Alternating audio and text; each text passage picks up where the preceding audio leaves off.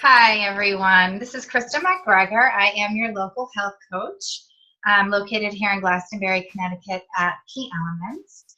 I am just so beyond thrilled to be doing this interview today with my guest speaker, Courtney Carver. I met Courtney a few years ago when I was coming through my divorce and heading into creating Key Elements. And joined one of our classes called Spark and Tinder, which was just so inspirational in learning how to write blogs and, doing some of my email marketing. But more importantly, prior to that, I was receiving emails from Courtney from her blog, Be More with Less, which has made a huge difference in my life. And Courtney, you associate so well with my vision and my mission of helping to people detox and to simplify. And that's one of the big things that you taught me. So Courtney's the author of several books and is a blogger and an inspirational speaker. And I'm just so happy that you're here. So I'll stop talking now. Welcome. No, thank you. I appreciate it. That's a very nice introduction. And I'm really glad that we had an opportunity to work together when it was good timing for you and that we're reconnecting now. It's awesome. Thank you. Yeah, you're welcome. So I was hoping, Courtney, that you could start by giving us a little background. I absolutely love your story and your health journey and where it's led you. And as a health coach, it has just completely inspired me to know your background. So if you can share that with us, it would be great. Sure. Well, really this whole simplicity journey for me, both in my life and in my work, started in 2006. I was diagnosed with multiple sclerosis in the summer of 2006. And it came after a few months of vertigo and fatigue, not feeling well. I was under tremendous stress with deadlines at work, doing a lot of volunteer things for my daughter's school, traveling. My grandfather died that spring. It felt like the perfect storm of stress and chaos. But if I really think about it, my entire life was the perfect storm of stress and chaos. And I always thought it was coming from the outside, that people were demanding things of me, work demanded things of me. But in looking back now, I can see that I really created a lot of it, a lot of the stress, a lot of the chaos, the drama, the, having to do it all and be it all and prove that I was wonderful at everything. And all of that said, I had what now I know was a relapse or exacerbation for multiple sclerosis. And with my diagnosis came a lot of soul searching and huge changes in my life.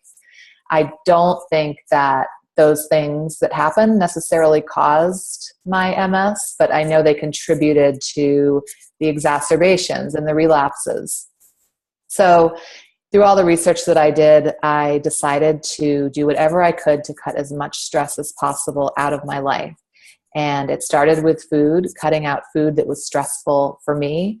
And I think that's different for everyone. And it actually changes over time for me. So I really like to be open to that and not say this is the one way that it has to be, because I know it's easy to get caught up in that this is the magic solution. Mm-hmm. And it usually isn't. So food was the first place that I started. And when I started to get comfortable with the changes I was making there, I moved on to the next stressful thing in my life, which was clutter and debt. And while they're two separate things, they really go hand in hand.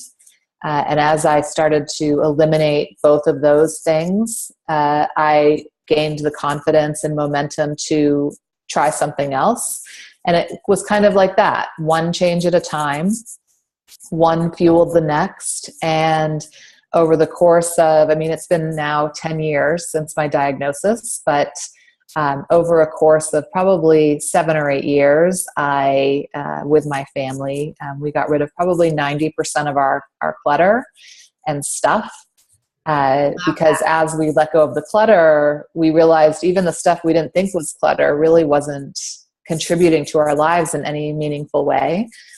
So we got rid of that. We ended up selling our 2,000 square foot home because after all that decluttering, we had empty rooms. And we thought, why are we just taking care of this house when there's not even, we don't even need all the space. So we downsized to a space less than half. I left my work in 2011. I used to work in advertising and marketing and had a 15 plus year career in the corporate world, and walked away from that to do my own thing, to write and be a simplicity advocate and speak. And really, it's been great because it's given me permission to really walk the walk. I can't really go out there and promote simplicity and good health if I'm not incorporating it and integrating it into my own life. Yeah, you and I travel such similar paths. And while I don't have a diagnosis of, a chronic illness, I have traveled through so much self-induced illness. And a lot of it is caused from stress. And so this is perfect for people who follow me and my clients to really hear from others that stress really can be deadly. It can be toxic. And without releasing it in all areas of our life, as best we can, and being able to process it appropriately, it can, like you said, it doesn't necessarily cause an illness, but it certainly can exacerbate. Our genes, I feel like, are, the gun, and our environment is the trigger to things that happen inside, emotionally and physically. So I love your story. It's so inspiring. And talking to bio-individuality, we're all so unique. And what can work for us, 1 year might not be able to work for us another year, or seasonally with eating, really knowing your body and paying attention to it. So I love your story, and I'm excited to talk more about all of the awesome support that you offer with your workshops. I've done your Project 333 wardrobe capsule. It has been life-changing for me. And I have followed Be More with Less and read some of your books too. So if you could talk a little bit about how you support others and different avenues people can find you, I think that would be awesome.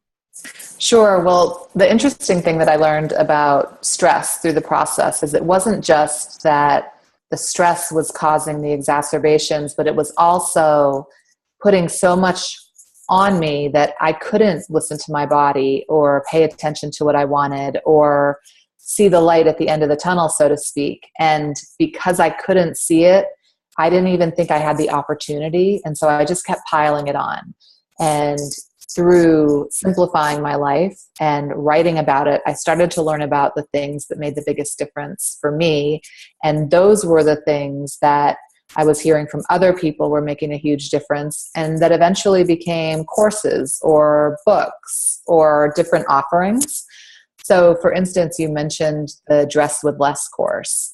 In 2010, I decided that my closet was just totally out of control. And even though I had been decluttering pretty earnestly in other areas of my life, I had kind of always backburnered the closet because I thought I really liked shopping there. It felt like a stress reliever to buy a new dress or a new pair of shoes. I was working hard, so I thought I deserved nice things. But it really wasn't alleviating stress. It was adding to it because it was contributing to my debt and overspending and having too much stuff. And even though I kept shopping for clothes, I noticed I would always pretty much wear the same things, like the things that I really liked. So I thought, what if I challenged myself to dress with 33 items or less for 3 months?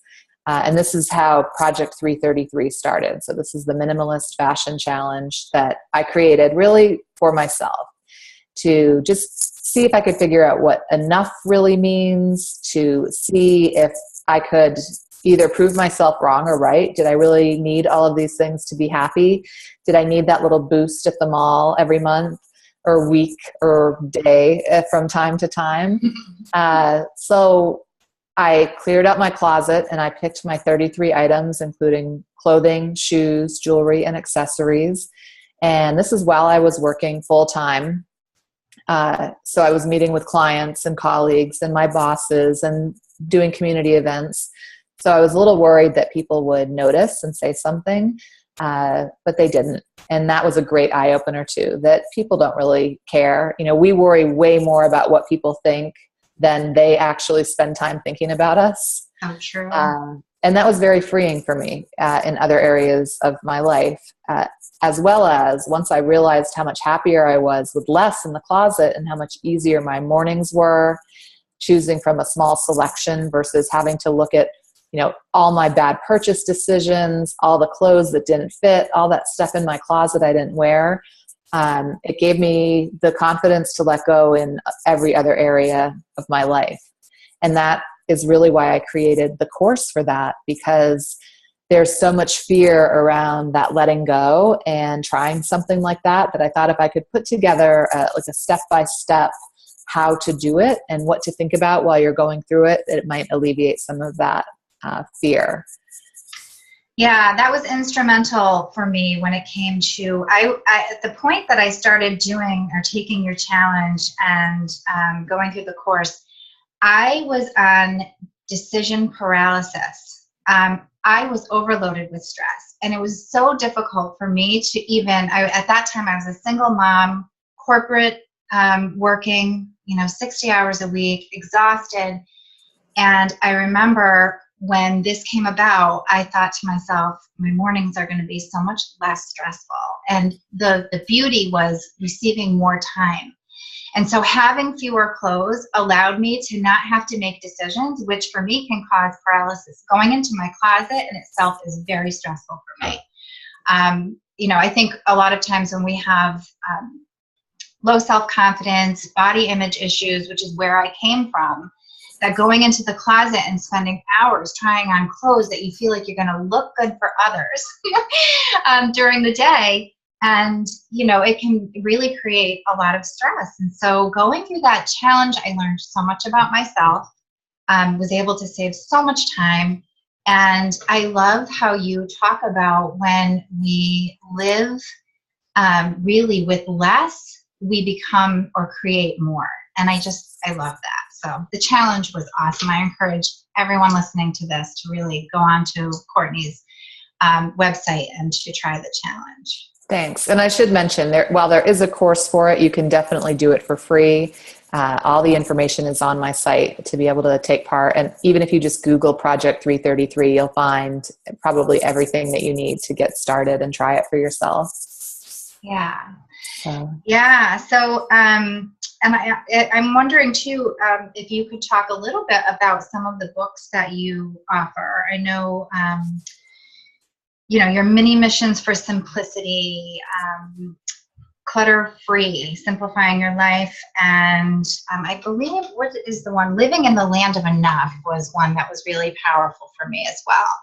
So do you want to talk a little bit about those? Sure. I mean, most of those books I wrote, I think the last one I wrote was a couple of years ago, 2 or 3 years ago. So it's been a while, but none of the information expires. It's all very evergreen and something that I think we can apply to our lives anytime.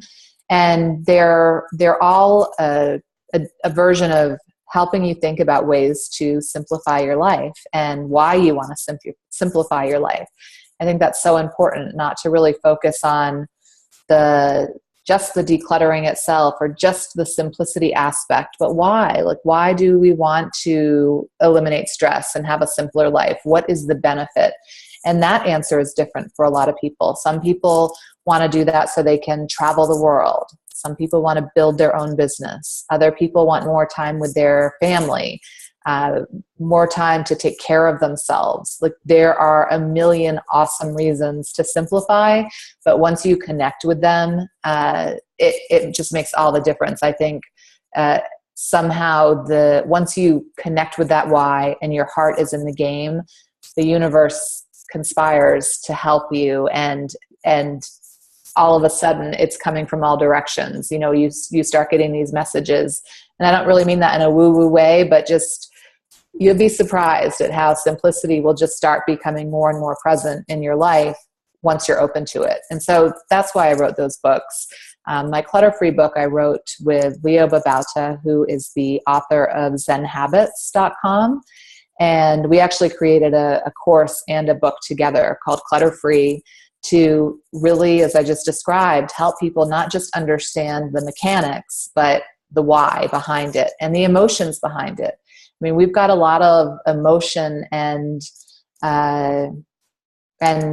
mind space connected with our stuff.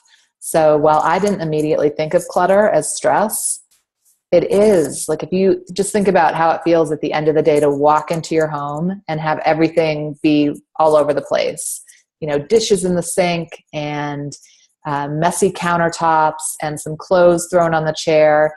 It feels heavy, and you can't really think about things beyond that. You just immediately think, I've got to get this under control, or this is such a mess, or just feels bad. But when you walk into your space and everything is where it should be, and you've got open rooms and a place to breathe, you can breathe and think more clearly. So yeah, it's pretty interesting for me to have my life path be my work as well. I used to have this big divide between life and work. And of course, like many people, just constantly failing at that life-work balance thing. But now I really get to use my life as an opportunity to inspire my work and vice versa. Yeah, that's so beautiful. I love that. I feel the same way. So I know we are kind of wrapping up with our time together, and I would love to hear from you. If you could list like 3 to 5 of the most important discoveries or things that have happened since living as a minimalist and simplifying your life, can you tell us what they are? Wow. I have to limit it to 3 to 5, huh? We really are going to do more with less. You can tell us more if you'd like. No, I'm teasing. So I think one thing that I've learned is that being present is such a gift and such an opportunity. I don't think that I was very present for a long time in my life. I had my hands in a lot of different things. And so I felt like, and it appeared like I was doing it all, but I was really just skimming the surface. And once I started eliminating the distractions and getting rid of things that didn't matter to me and spending less time with people that stressed me out and brought me down, I could really pay attention to the people that I love and care about and that lift me up. And I get a chance to lift them right back by listening to what they need and connecting with them on a level that I was not able to do. I think that's probably the most powerful. Number 2 would be more freedom in my life overall. So more freedom to travel or to try new things or to have the morning to myself, for instance. I started a morning routine back when I was still working, but simplifying my life, or I should say working for a company. And it was only 10 minutes long, but I treasured those 10 minutes. And over the years, those 10 minutes have grown into 3 hours.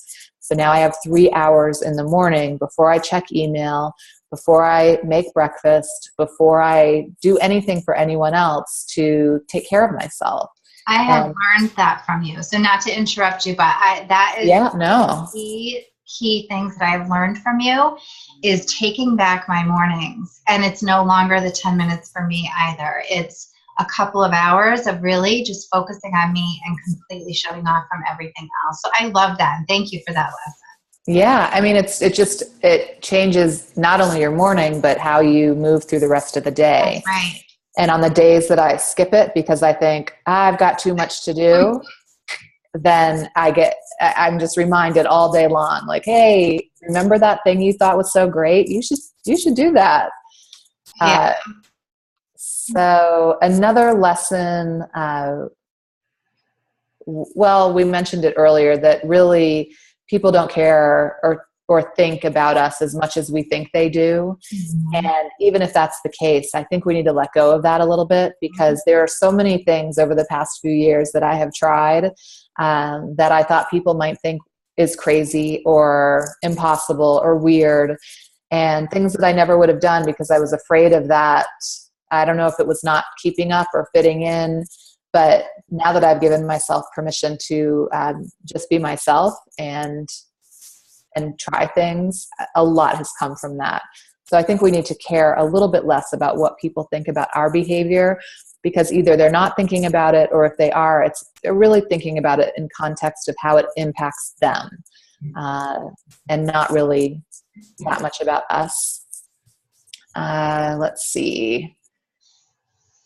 And I also think being genuine and authentic, the way that you just described, is so courageous. And we have to be vulnerable to be able to do that and take those risks. So sure. In order to do as you described, not letting go of what people expect of you and what they think of you, and being able to really just be you and live your life mission, is a fabulous way to live. So, and once you try it and do it a few times, it becomes less about being brave and courageous and more about freedom. Like, it just feels, you feel free once you realize how much better it is.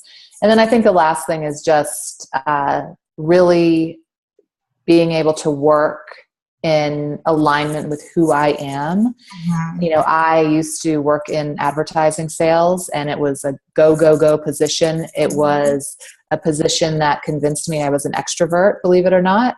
I thought I was, because I was always out meeting people and talking to people and going, going, going. And I could never really understand why I was so depleted at the end of every day. But now I can really see that I was not working in alignment with who I really was. Instead, I was becoming my job instead of choosing work that becomes me. Yeah. So now that I work in this way, I see that I'm much more, not only effective in how I work, but I feel so much better at the end of the day, being able to give in the way that I give to my work. And it's just pretty great. And that never would have happened had I not started by, giving away some crap in my house. Yeah. And I think that you are truly a living example of how our universe supports us when we become authentic and genuine and living out our true mission. And so I just want to say, we also, when we're in that place and we're really working in that place, we connect to the right people without the networking, without the forcing. If we can really show up as ourselves, we get to work with the right people. It's pretty great. Yeah, it is pretty great. You're absolutely right. So yes, well, before we wrap up, and I say my final thanks to you for your time this afternoon, I would love to offer you some time to just talk about where people can find you, your website, signing up for newsletters, where they can find your books, I love your work, and I really think it's great to spread that to the world. Well, I appreciate that. So my blog is bemorewithless.com, and most of my social media is simply at bemorewithless. I am out there everywhere, but I'm most engaged probably on Instagram at bemorewithless. So if you visit there, I'd love to connect with you there. I think the others, I skim, as we talked about earlier, skimming some things, but Instagram is probably where I spend the most time. And then I also have a free offering challenge called the Busy Boycott on bemorewithless.com that you can sign up for anytime. Great. And I think we can find your courses also online if if anyone's interested in taking upcoming courses. Yeah. So thank you so much. For meeting with me and helping me to share health and ways to detox, because I'm a detox specialist. So detoxing clutter, detoxing stress, detoxing relationships, living more simply and, abundantly in return. So I just want to thank you so much for agreeing to the interview, and I'm so glad you're in my life. Me too. I'm happy to help. Thanks for the invite. Thanks so much, Courtney.